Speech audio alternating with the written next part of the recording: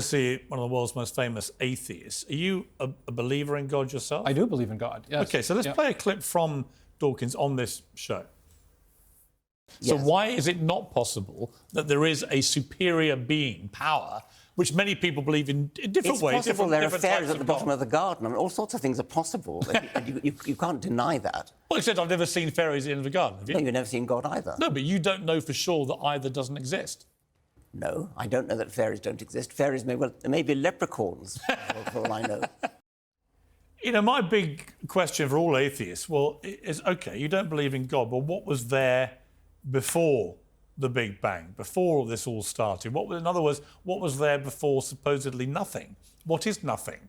Nothing, to me, seems to be a totally incongruous word. What is nothingness? And if you can't explain it, to me, and I believe in God, but to me, it suggests there must be a power bigger than the human mind at the start of all this that was able to comprehend what may have happened, because we can't. Right. Dawkins wants to portray theistic belief as if it's equivalent to belief in fairies, and he'll concede that, well, it's possible. But I think there's a stronger argument for the theistic case.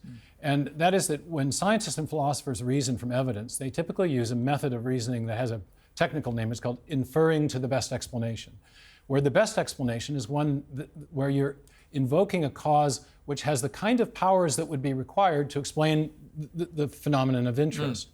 And you correctly pointed out in your conversation with him that when you get back to that, what physicists often call the singularity, the point where matter, space, time, and energy begin to exist, the materialist is really up against a huge conundrum, because prior to the origin of matter, there is no matter to do the causing. That's what we mean by the origin of matter, that's where it starts. Right.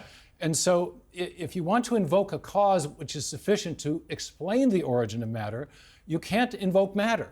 It's in principle, the materialistic explanations are in principle insufficient.